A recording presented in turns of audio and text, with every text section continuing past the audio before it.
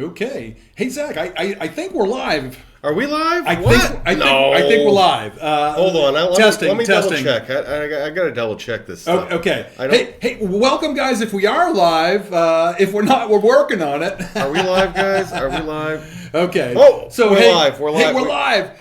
Welcome, guys. It's Sunday morning at PinePoint Realty. Welcome. It's Sunday morning. Lovely sunny day in San Diego. Wait a minute. Oh, shoot. San Diego. We're in snowy green Maine.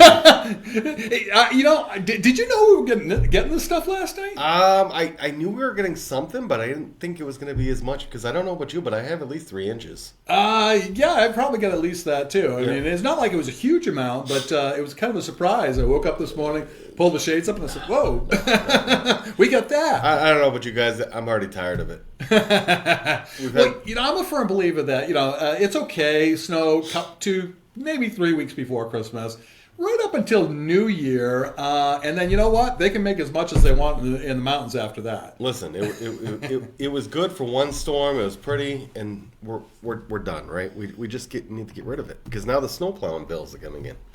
Well, get that. Yeah, I don't have a snowplow bill, but I certainly have the gas bill for the snowblower. But yeah, I'm gonna have to break that thing out this afternoon. Yep. Yeah. Oh, you haven't done it yet? No. They hadn't come through and plowed the road yet, so I wanted to make sure we got that bank up. Yep. Before I went ahead and ran down. What do you call that banking? A snow banking? Yeah. Yeah. Is that what you call it? Snow banking. So the funny thing is, my grandfather calls it a frost heaver. Oh, geez, I've never heard that one. Yeah. I've never heard up until he told me, but that's what he calls a frost heaver. Huh, okay. I've had people kind of laugh at me calling it a snow banking, and things like that. Snow bank. Well, it's bank just of snow. Like the basement. What do you call the basement? The cellar? The cellar, yeah. The cellar door? Yeah. Yeah, the cellar door. I used to work upstairs from the cellar door. Oh, really? Yeah. Back in the day when there was no tomatoes. I live upstairs from a cellar. Me too. Well, no, I guess I don't, do I? Yeah. I used to. So we're going to start our show off a little bit different today. Yeah. We're going to start off with an icebreaker. Whoo, icebreaker. I don't mean breaking ice. I hate breaking ice. It's horrible. Oh, you like taking the ice chipper out and for about 5 minutes until my shoulder starts killing me. Yeah, I appreciate it. Hey, you want to click that out to a bigger screen so we might be able to see comments on there. I'm hoping people are joining us. Just click on the video and that should pop it. Let's see. There we go. Ooh, I got it. All right. No comments this morning. Yeah, so love it if you guys go ahead and join us on Sunday morning, but we like it even more if you go ahead and comment and let us know you're here. So if you're on with us, go ahead and let us know who you are and where you coming from, and how much snow they got. No. I'm going to change that up. You're going to change that up? Change it up. This is the story of my life here, guys. We don't want to talk about snow. Who the hell wants to talk about snow? That's true. Sorry. No offense, but who wants to talk about snow? I would agree with that. See, you talked about snow and they all left. Wow. You come on back, guys. I won't. I promise I won't talk about. See, the snow I told you they all left when you talk about snow. I know it's one of those things in Maine, though. That you got to get used to. No, nobody wants to talk about snow. But let's talk about this. So we got this new thing we're going to use on, especially on a guest. It's going to be more fun because there's going to be surprise questions. Don't tell anybody that we're going to surprise them with questions. But absolutely, I love surprising people questions. Got to put them on the spot. So we got 3 questions for Bob this morning. For me, you going to put me on the spot? Yeah, we're going to put Bob on the Oh spot. man, really? Our guest person didn't show up, right? No, I guess we kind of didn't lock him in. But anyway, they got snowed in. If you guys want to answer these questions too, go ahead and answer them in the remarks. Yeah, and even if you're watching this in replay, guys, play along. We would love to go ahead and go back and actually see some of the answers that you give. And if you want to see where we're getting them from, it's from this game I picked up at Target. It's called Let's Get Deep. Let's Get Deep. Okay. Friends Edition. Question for friends. Yeah, I've played other card games like this one. What is it? Friends Against Humanity, I think is the other. No, Cards Against Humanity or something like that, right? No, it's not Cards Against Humanity. We could have a lot of fun with that, but I don't know if... I know we can't use that probably here because I can't even say my favorite card. Depending on which version you're playing, I guess. Let's just say Knuckles Deep. You're right. You probably can't get into that. We can't get into that. So we won't play that game here because I'm assuming on a Sunday morning this is probably no. See, I start talking about that, we get more people viewing. See? Oh wow. Oh, they dropped off again. here. But anyways, first question. Somebody just kind of. This one's the icebreaker. Icebreaker. What was the worst haircut style you've ever had? The worst haircut style I've ever had. Well, yeah. It's interesting because for a good part of my life, being in the military and as I've gotten older, I've kind of kept it short, like this. Other than that, I've kept it a little long, but never really, really long. I guess the most interesting one would have been back when I was eighth, ninth grade, when you had it down to the shoulders. Yep. I remember when I was playing hockey, I had it down past my eyes. Never hit my shoulders, but my bangs were down to my eyes for sure. Yeah. But I wouldn't say it's the worst. But when I was a teenager, I used to spike my hair and different things. It was a lot of fun. Really? Yeah. I've never done the spike thing. Yeah. You just put glue in there and spike it up. I had like massive, huge spikes all over my head. It was cool. Yeah. My grandsons love doing the spike thing. They do it all the time. All right, and this one's specifically for you, Bob. Oh, you're gonna hit me with another one. Have you ever been in a physical fight? When and with whom? Okay, so let me do a precursor question to that. Is my boxing career? That's what I was trying to bring up. Oh, okay. Well, yes, I have had a couple of outside fights outside of the boxing ring. I've never really enjoyed fighting, honestly. I've never been a fighter, and I've always tried to stay away from fighting, out on the street. I did get involved in boxing when I was a teenager, kind of a means to get involved, get physical, and gain some knowledge. Seeing beating the shit out of people? Well, it was interesting. I had 13 fights in the span that I boxed. I actually won 11 of them. And I was going to say 12-1. But... No, I won 11 of them. Lost two. I lost my first, and I lost my last. My first one was about 2 weeks after I started training, and actually it was right up here in Jay at the Armory. Oh yeah. Thankfully, we both had about the same amount of training, about 2 weeks. So it wanted to be more of a wrestling match than anything else. Oh my word! But wound up fighting again a month later, and that was my first win. And my last one, unfortunately, actually fought against a guy that had won the Golden Gloves a number of times in the Marines, and he took me to school. Never went down. I actually had 8 KOs in my 11 wins, by the way. So I was a heavy puncher, but. Realized in that last fight that I enjoyed putting out the pain, but didn't enjoy taking it. No. It was my last fight. Who does? Yeah. Who likes that? Well, yeah, some guys in the ring actually do enjoy it. Let's take it back. You look at Mike Tyson. I'm telling you, he may not enjoy taking the beating, but he doesn't mind taking the punches. Here's the real question for Bob. Yeah. On your last fight. Yeah. Did you have a contract set up that you had to go all 8 rounds in order to win? Well, thankfully, it was still an amateur fight. Oh, okay. So it was only 3 rounds. So you didn't screw the crowd then? No. I like I said, it was a great fight. I am still fed up with the whole Tyson thing. They screwed me out of $40. Listen, $40. If I didn't know, if I would have known the contract would have said that he would have got paid in the first round, I would have been okay. But I didn't realize the contract says he's not getting paid unless he goes 8 rounds, basically. I'm like, really? Are you serious? This just doesn't make sense. But he went the whole 8 rounds, though. Yeah, I know. Yeah. He was supposed to go down the first. He was supposed to knock him out the first round. Yeah. He could have too. Yeah, I know he could have. He probably could have. I know. Come on, everybody's got to agree with us. The first couple rounds, he had it going. Jake Paul should have got knocked out round 1.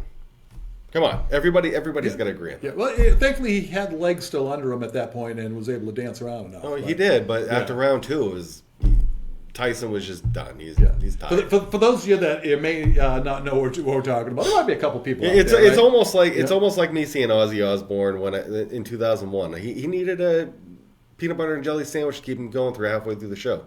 Tyson was ready for a nap at round 3. We all know that. He certainly was. Yeah, So, he certainly spent most of his energy in those first 2 rounds. And we kind of figured that was going to happen. I'm telling you, he could have knocked him out first round. Yeah, easy. Yeah. I would agree. But anyway. Anyways, last question. We're going to go to the deeper. We're going to go the deepest. Deeper. So let's go deeper. Deep dive. All right. What's the coolest building you've ever been in? What made it unique? Man, I've been in a few pretty cool ones, and I guess I probably would have to go back to my time in Germany. Okay. Yeah, for those of you that don't know this about Germany, Germany is filled with castles everywhere. There's over 100,000 castles in what used to be just West Germany. Never mind what was East Germany back then. I'm dating myself, but anyway, we had a number of castles right, in view of our home, which was nice. But used to go to the Heidelberg Castle in Heidelberg, Germany, which is a big, big castle. Heidelberg's a fairly large town that's known for the university and things. The Heidelberg printing press that comes from there. But anyway, this beautiful, beautiful large castle that sits up on the hill, and 2-3 times a year they actually have what they call the burning of the castle. Yes, is when the French actually overtook and burnt the castle and things. And what they do is they put flares in all the windows and things like that, and they make it look like the castle's burning. They have a big fireworks display. Oh yeah, that's brings a big over event. a million. That's a big it's event. It's a huge event, and they do it a few times. We only lived about 45 minutes from there, so we used to go to them often. So I would say that probably the most unique building I've been in. Going inside, looking at all the museum areas That and things like that. that might catch it, but I don't know. Because I see so many damn houses. I don't know. I've been to so many places, but there's one place architecturally that just grabs my attention every time. And, a lot of people say Vegas, but Vegas is crazy. The size of the marble. There's marble everywhere. Oh, yeah. But it's when you go to D.C., it's like the architecture is just amazing everywhere you go, and I haven't even been in half the building. It's just driving into town, right? Looking around you, it's just a concrete forest. There's a lot of really nice buildings throughout the world. Oh yeah, I mean, I can tell you of a number of buildings I would probably love to go see. But I would say the castles were some of the nicest I've been in. Actually, it was interesting because this castle I'm talking about in Heidelberg was the War Castle. Yep. And about 30 miles down the road in a town called Schwetzingen was the summer residence, which is a beautiful like English type garden with all the hedges and the statues and ponds and things like that. Very big contrast in types of castles that they are, and very beautiful. That was another one I would say that was probably on the top of the list. Yeah. Yeah, if you guys have ever seen what's the most unique building you've ever seen, let us know in the comments. Yeah. It'd be great. We'd love to know more about it. Absolutely.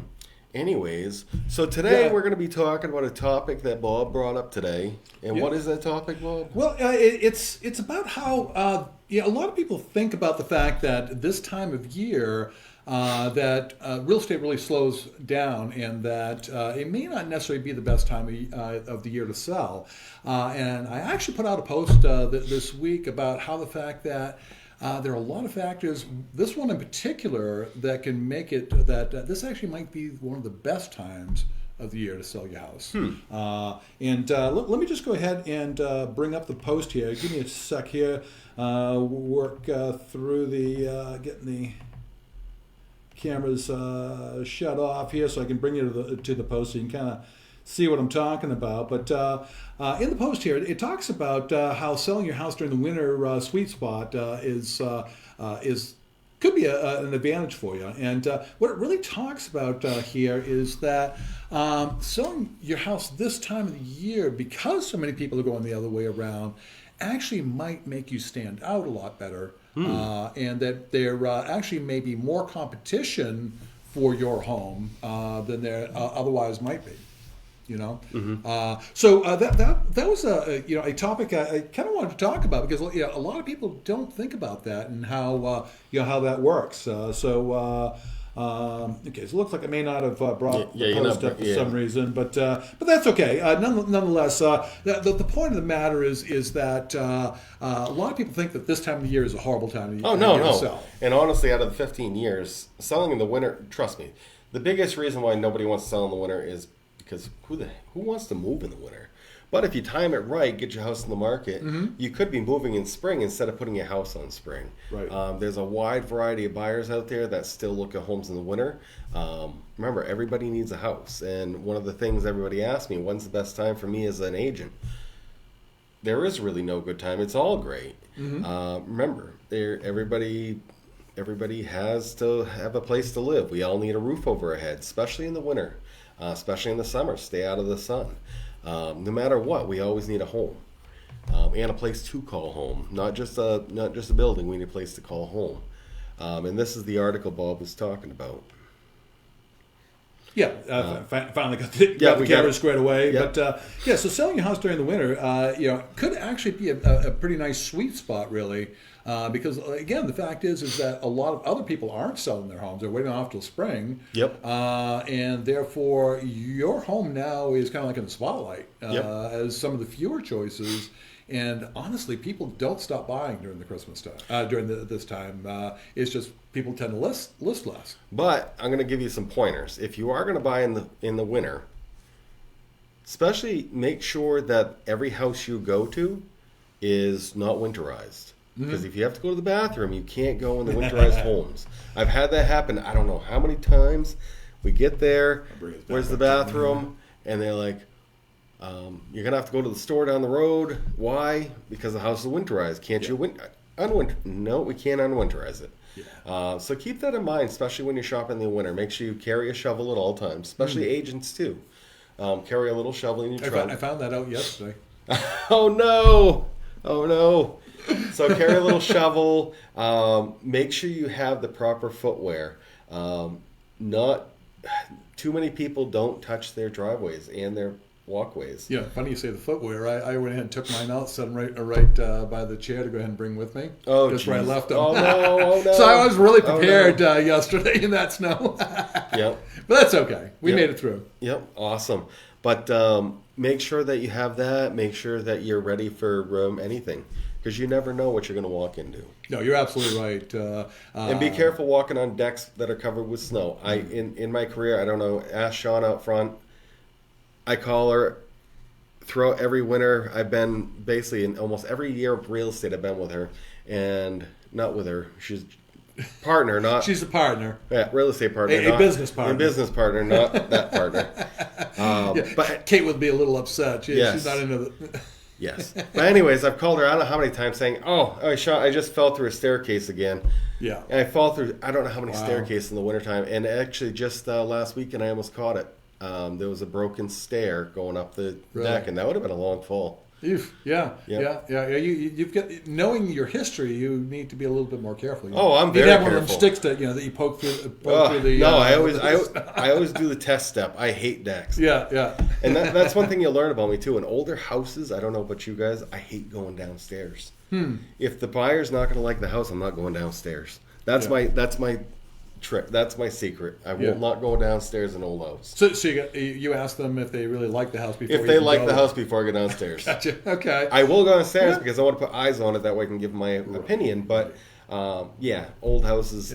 I've just been through too many staircases. Some of them can be a little rough down there too. I went down one yesterday that was all dirt floors. It was an older home, but everything was like real tight, and the real narrow stairs going down. Oh, this goes back to it's almost like a ladder going backwards. Well, the funny thing is, the house that got me going was in Livermore. It was an old farmhouse, and I don't think anybody had been down to the basement in 20 years. Yeah.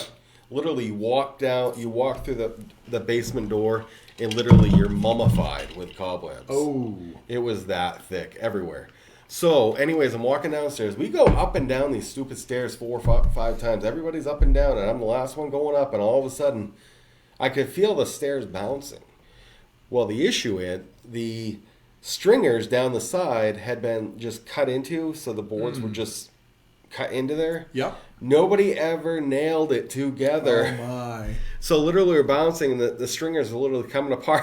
So I get halfway up the stairs and boop, caught myself in my armpits. Oh jeez! I was okay. I wasn't hurt at all, but it jumped me a little bit. I can understand that. As an older guy, I need to start taking heed on that. Be careful when you're going downstairs, especially in foreclosed homes. I'm like, that's the funny.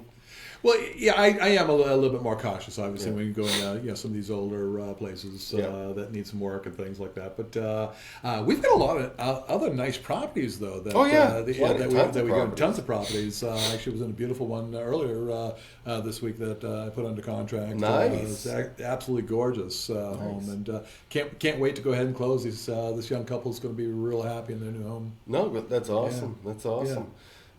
But is there any other subject you want to talk about today, Zach? I think that's really about it. But Okay. just make sure that, like I said, if you're going to sell your home, like I said, be sure to clean up your house, clean up your driveway, clean up your stair walkway. Well, maybe that's a good segue. We've got a couple more minutes left here. Maybe that's a good segue into listing things because we don't always go as consumers. We don't always go through this process on an ongoing basis. Oh, yeah. So there's a lot of really the nuances that we really aren't aware of, and I think one of the biggest ones that folks are reluctant to do sometimes, and is probably one of the most important things, is I think where you were just alluding to is the decluttering and the Cleaning, entering into the house. Yeah. Being able to get in and out of the house can actually help the buyer feel better about it. Come on, if you're struggling to get into the house through the snow and you're slipping around trying not to fall and crack your head, you're not going to be too happy by the time you get in that house. So that the experience inside the house isn't going to really do much. Yeah. But even going one step further, though, I mean, that experience in the house. Oh, in the house, yes. Very important, Yeah. as far as getting it set. Decluttering, setting the making table. sure you can get in and out, making sure they can see the house and not your stuff. That's always a plus side, too. Yeah, because it's obviously a lot easier when you don't live in the home because you obviously you move everything out, hopefully get it nice and clean and ready for people to look at. You might actually even stage with some nice furniture to make it look better. But when somebody is living in there, obviously you don't want them not to don't live, but you obviously have to make it so that when somebody is coming in, they're not feeling that livability of somebody else in there, that they can hopefully feel themselves being in. Well, yeah, they want to picture themselves in there. So, like I said, decluttering, making sure you can move around the house, make sure they can see the house. Making sure when you open up closets, things aren't falling out. Remember, they don't care about the grandma's table that she handed down. Right. When people are looking at houses, they're looking for the actual house. They want to see their stuff inside. Yeah. Well, and I was actually talking with a lady that is looking at possibly listing this spring, and one of the things we talked about, she got a really nice place, but one of the rooms in particular, the husband's a hunter, so he's got a lot of the deer heads up and other catches along the way, and it's great for some folks, and we do live in Maine, let's face it, but it's not for everyone. That brings up something. I don't know, the deer head thing. Actually, maybe you guys can help us.